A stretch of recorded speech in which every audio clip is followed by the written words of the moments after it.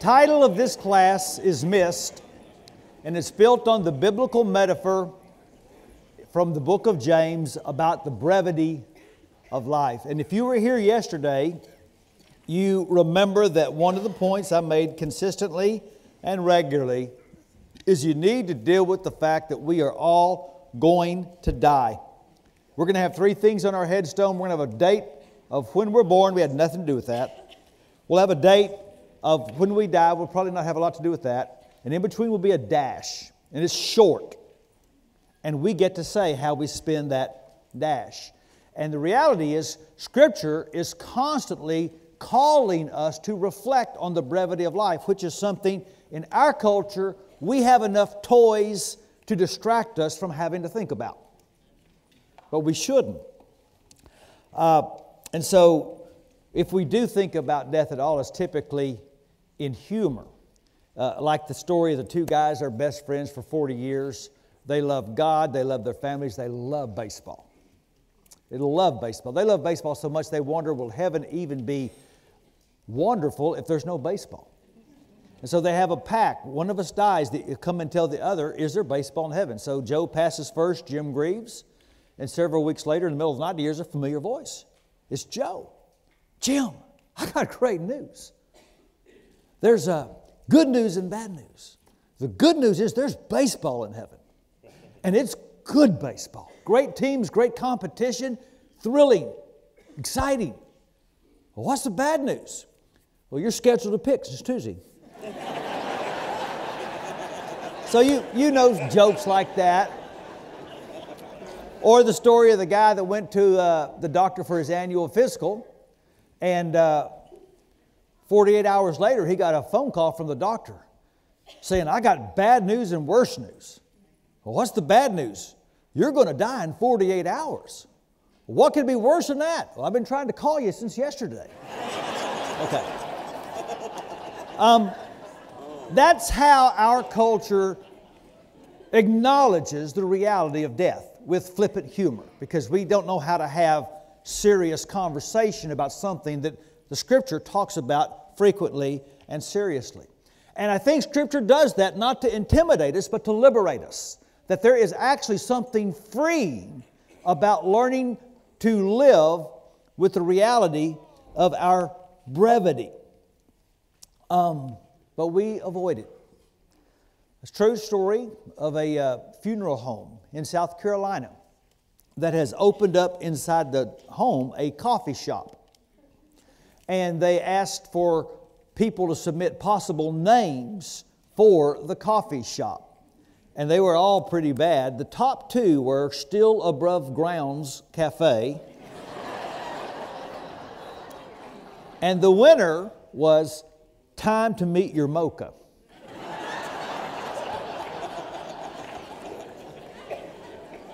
But what was really interesting in the article was when the director of the funeral home was asked, why did you put a coffee shop in a funeral home? He said, well, I thought it might help people get their minds off what's going on. Isn't that strange?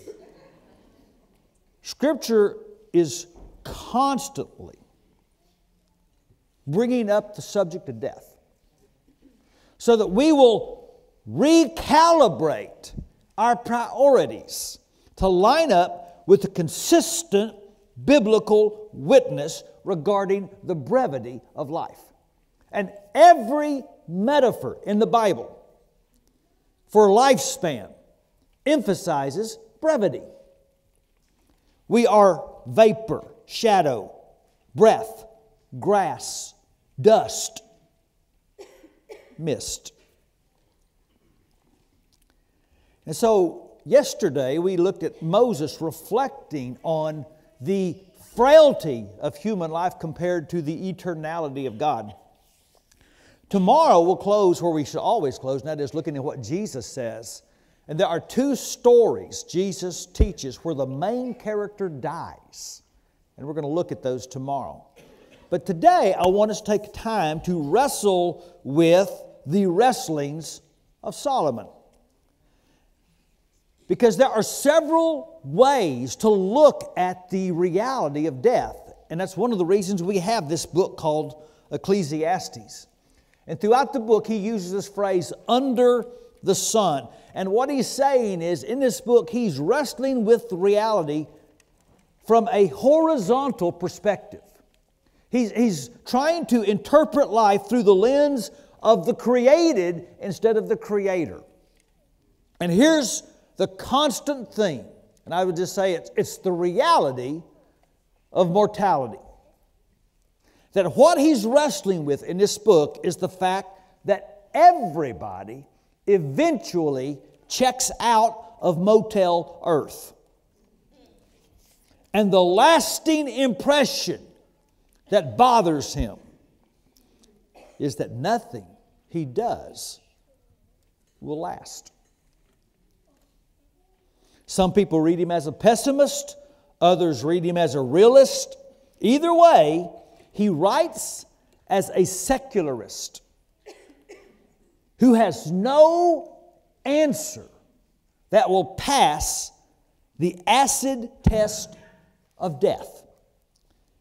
And what he constantly remembers is that nothing and no one is constantly remembered. For example, in chapter 2, he says, "For the wise and foolish both die. The wise will not be remembered any longer than the fool.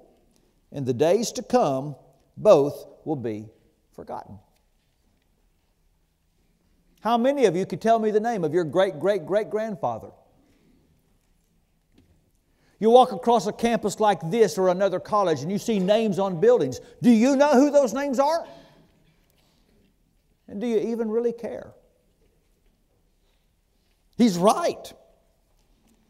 He says in chapter 9, "The same destiny ultimately awaits everyone, whether righteous or wicked, good or bad, ceremonially clean or unclean, religious or irreligious. Good people receive the same treatment as sinners, and people who make promises to God are treated like people who don't. It seems so tragic that everyone under the sun suffers the same fate.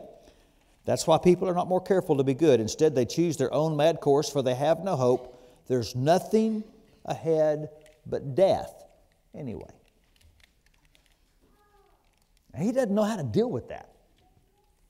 Good, bad, go to church, never go to church, write a book, never read a book.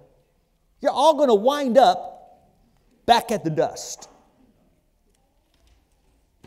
And he has a word he uses over and over to sum up how he feels about all this, and the word is meaningless.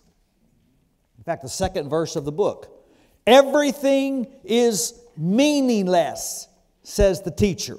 Completely meaningless. And the Hebrew word is hebel. And you know what hebel means? It means vapor, breath, mist. Everything's just mist. The word is used in Psalm 144 here this way. "O Lord, what are human beings that you should notice, the mere mortals that you should think about them?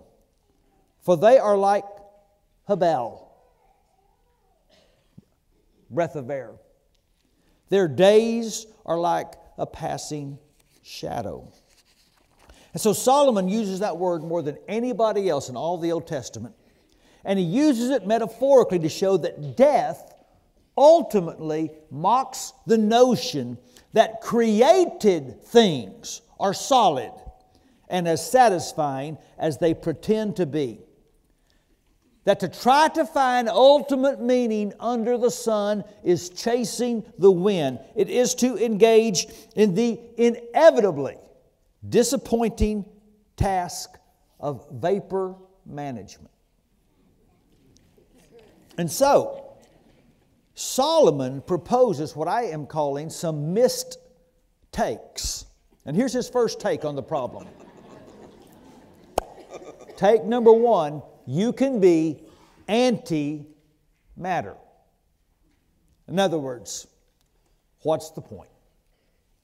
And one of the things that Ecclesiastes does that I admire because of his honesty is he challenges simple, dualistic interpretations of life. You know, the view that says, if you do right, then all the right things will happen. And if you do wrong, the wrong things will happen. Remember, this is what Job's friends told him. You, Job, have a lot of problems, therefore you must be a problem. And Ecclesiastes just blows that up. He knows you can do all the right things and life still go really, really wrong. For example, in chapter 7, I've seen everything in this meaningless life, including the death of good young people and the long life of wicked people. Now, isn't that reality? My first funeral, I'm a baby preacher. I just turned 22. I've been preaching about 3 months. Here's my first funeral.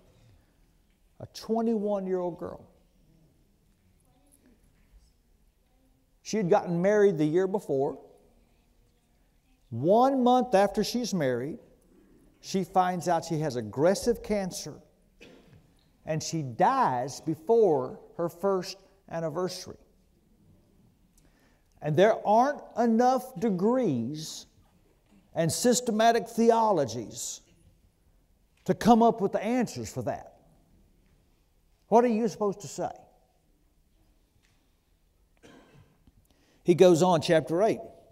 This is not all that's meaningless in our world. In this life, good people are often treated as though they're wicked. And wicked people are often treated as though they're good. This is so meaningless. Isn't that the truth?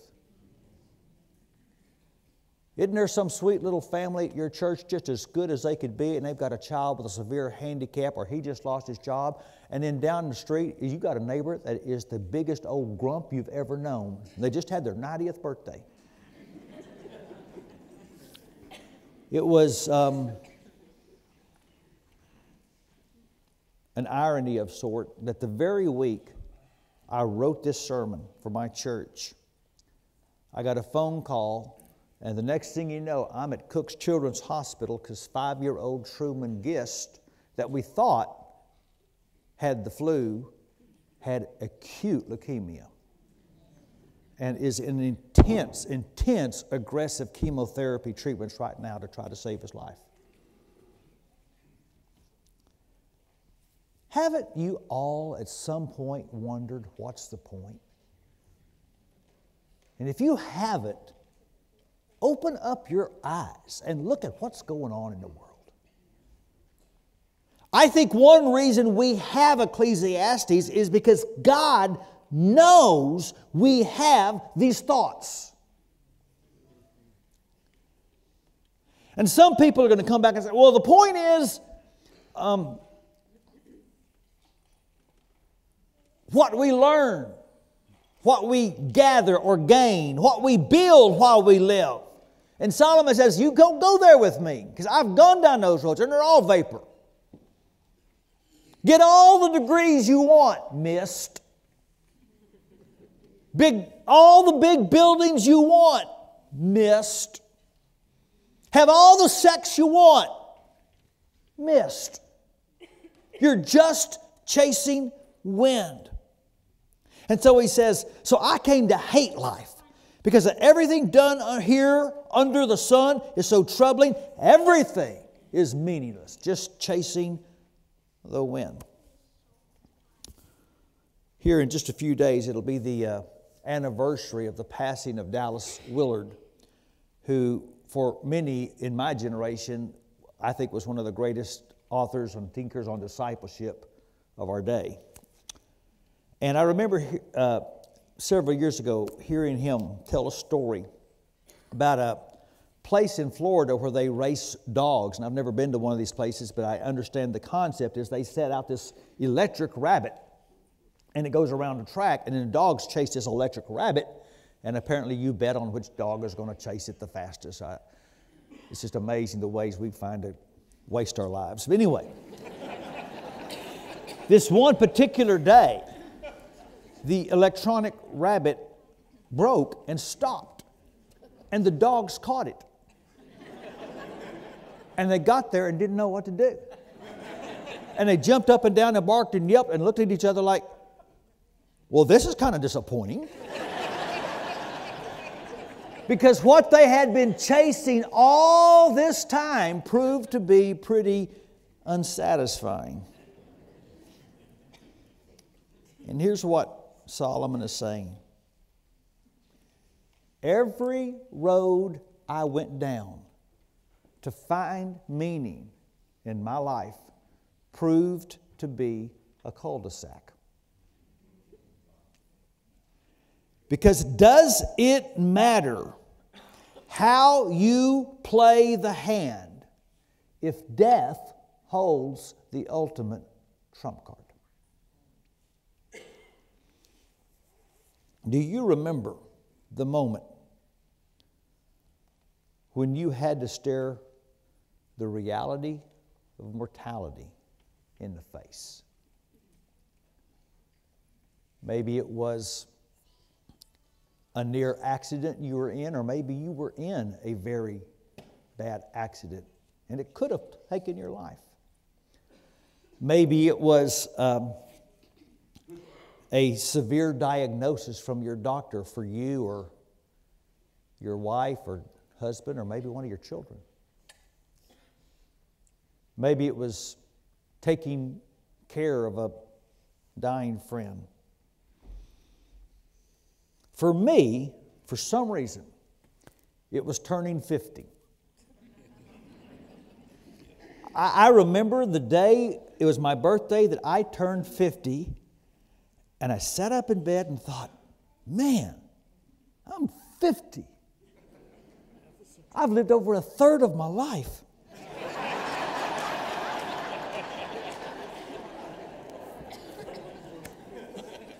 Because the reality is, up to your 40s, you can pretend you still haven't got there, but when you hit 50, let's be honest, you've climbed the mountain, you've looked at the peak, and you're on the other side now. But it's here that Solomon offers a counter and rather unexpected missed take. Okay, first take, you can be antimatter. What's the point? But mistake number two, you can be pro-life. Since we're all going to die anyway, Solomon suggests doing all the living we can. You're never going to be able to manage vapor.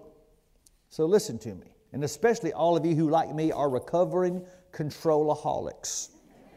If you want to find some joy in life, you're going to have to learn to find it while giving up the expectation that you can control outcomes. You don't get to control outcomes. You get to control whether or not you're going to do the right thing. You do not get to control outcomes. This is hard for controlaholics. I'm a controlaholic. Like a lot of you, I have a kingdom. It's called the Kingdom of Rick. And I like for things in my kingdom to work well. I have different states in my kingdom. One is the kingdom of office. And in my kingdom of office, I like for people not to knock on the door when I'm doing intense study. I like to not get ugly emails. For people not to say, can I just have 5 minutes? And they never want just 5 minutes. And what does this mean? It means all is well and good and in place in the state of office in the kingdom of Rick. And then I go to another one of my states. It's called the state of eating out. And I don't have to wait in line. And I'm put at a quiet spot, not close to anyone who smokes or even wants to know a smoker. And my tea glass is always full, and my order, even though I'm asked for something special, is cooked just exactly like I want it, and it's brought on time, and the people around me are not loud and obnoxious. And what does this mean? It means all is well and good in the state of eating out in the kingdom of Rick. And then I go to the single most important state in my kingdom. It's called the state of home.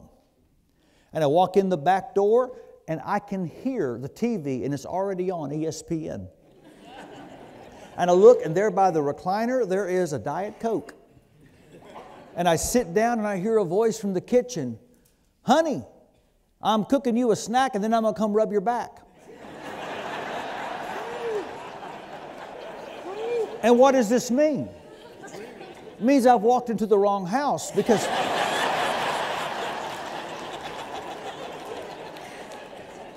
the truth is every single state in my kingdom is in rebellion. And the earth refuses to recognize my sovereignty. And what Solomon is saying is, if you're going to find joy in living, you're going to have to find it without being able to control outcomes.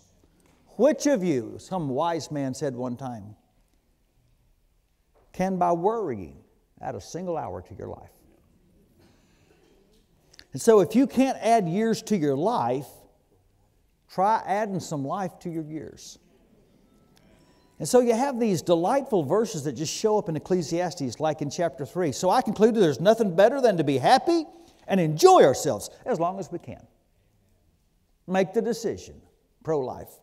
Chapter 8. So I recommend having fun because there's nothing better for people in this world than to eat, drink, and enjoy life.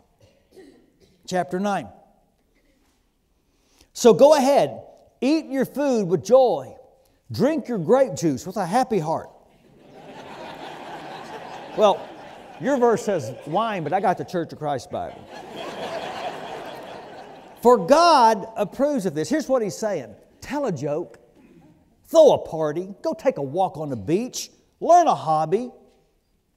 Go to In-N-Out every now and then and get the double meat burger. Eat some Bluebell. Because here's the thing. If the atheist can argue the problem of pain, and they can and do well, I think it's the single greatest challenge to faith. It's not the problem of science, it's the problem of history. If there is a good God, how do you deal with all the evil in the world? And so if the atheist can argue the problem of pain, the theist ought to be able to argue the problem of pleasure. Or in other words, how do you explain so much needless joy in the world? Think about colors. God could have created the world so that everything we see is black or white or some shade of gray. But we'll walk outside this classroom and we will see blues and greens and pinks and reds. Why? Think about foods.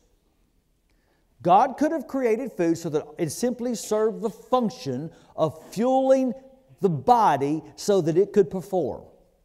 And instead, we've got these things called taste buds that can enjoy hundreds and thousands of distinguished different flavors just so we could enjoy what we have to do anyway to survive. The problem of pleasure. Think about sex. Why did God create it to be so pleasurable? It simply could have been something we were created to do to propagate and continue the race. And instead, you read the Song of Solomon, when a husband and a wife come together sexually, there's intense pleasure. I read about this species of spider that when they come together sexually and they're through, the female eats the male. I think that would take some of the joy out of it. I still think most husbands would want to do it, but I think it would take some of the joy out of it. Solomon seems to be saying, life is hard, live anyway. About 10 years ago, I read a book, and in the book was an example of a guy that was my then current hero. He lived out here in California. His name was S.L. Potter. And on his 100th birthday, he bungee jumped. Now, his children, ages 68 to 74, were totally against the idea, but he was insistent. I want to bungee jump on my 100th birthday. He climbed a 201-foot tower and successfully bungee jumped. And his first words after he got off the cord were, "Give me back my teeth." You just got to love a guy like that. The world needs the witness of a people who are fully alive. We had Bob Goff come and do our men's conference at my church, and one of the things he said was, find out what makes you really alive and do a lot of that. And that just made so much sense. But to be fully alive, you need to take the death can't take away. And here is where I think Paul was wiser than Solomon. In Philippians, we know he's in prison. He's writing to a church. And what Paul doesn't know is what's going to happen next. He has no control. He cannot order the future. And he says, I trust my life will bring honor to Christ, whether I live or die. For to me, living means living for Christ, and dying is even better. Paul was not into missed management. He had a life purpose that couldn't be missed even if he died. So Paul wasn't anti-matter. He wasn't even pro-life. Paul was purpose-driven. Because all of Solomon's advice has "it's all about me" ring to it.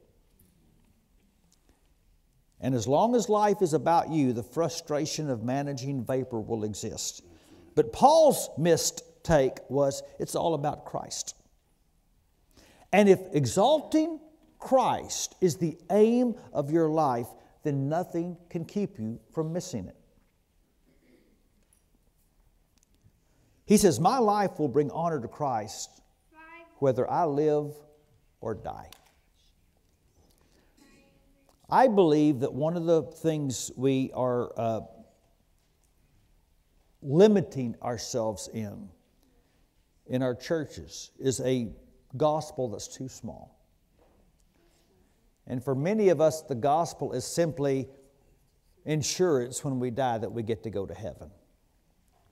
In fact, think about it. Some of you have even done this. The old classic door-knocking question, if you die tonight, do you know you'll go to heaven? Well, that's an important question, and the gospel answers that question, but the gospel answers so much more. Here's a good question. If you wake up tomorrow, do you have a reason to get out of bed? If you live 50 more years, do you have a purpose strong enough to carry you the distance? Because the gospel is supposed to answer that question too. And what Paul is saying is, if they let me out of here, I'm living for Christ. And if they take my life, I'm dying for Christ. It doesn't matter what happens next. My purpose is to bring glory to Christ, and they can't take that away from me. Life will never be a waste if it's lived for the glory of God. It feels like a waste because we're chasing the created and not the Creator.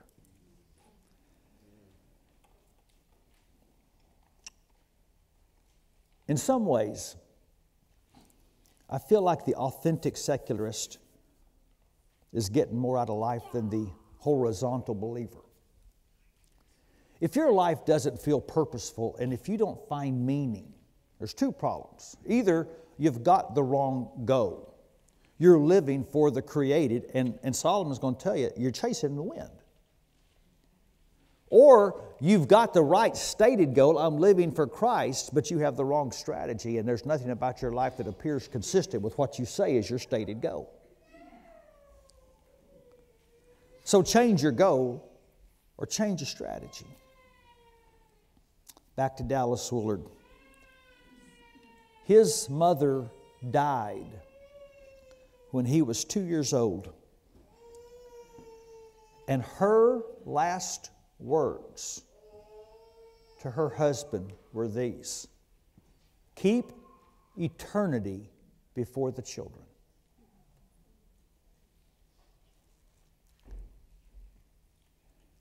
Live above the sun.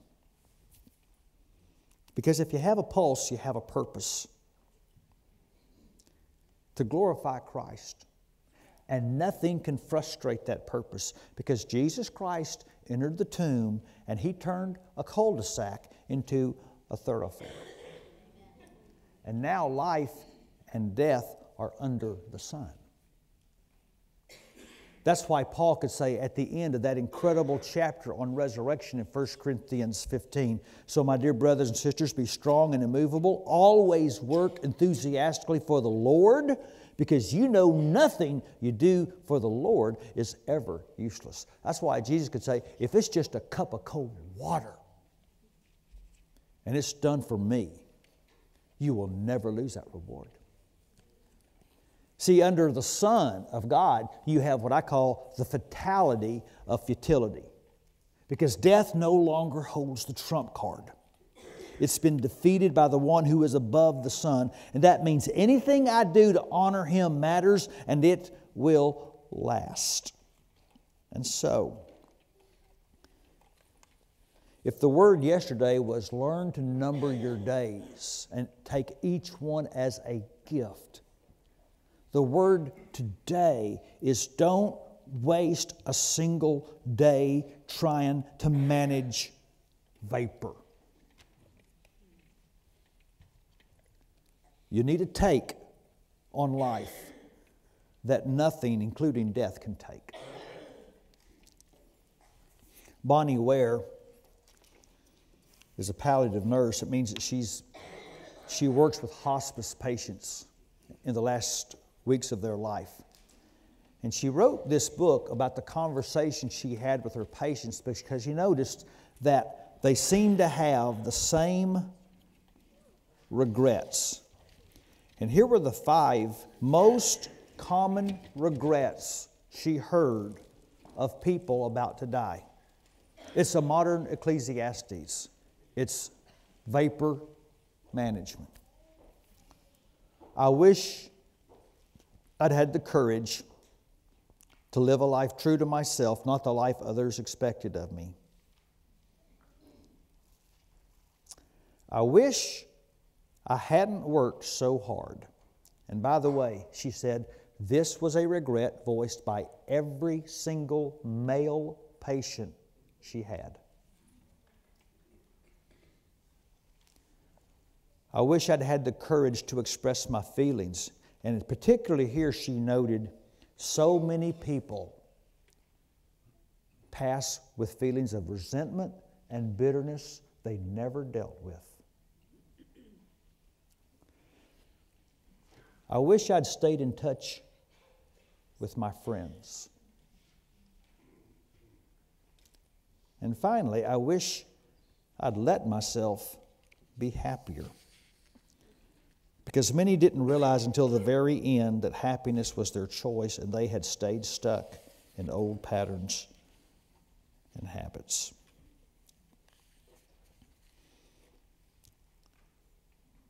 We are going to die. The dash is short. But God has given us the dignified grace to spend it as we choose. And so, the consistent message of Scripture: live with wisdom. Number your days. And don't waste a single one chasing mist. The gospel answers the question, what's going to happen when we die? But it also answers the question, why should we get out of bed tomorrow and truly live? And so, be the answer. See you tomorrow.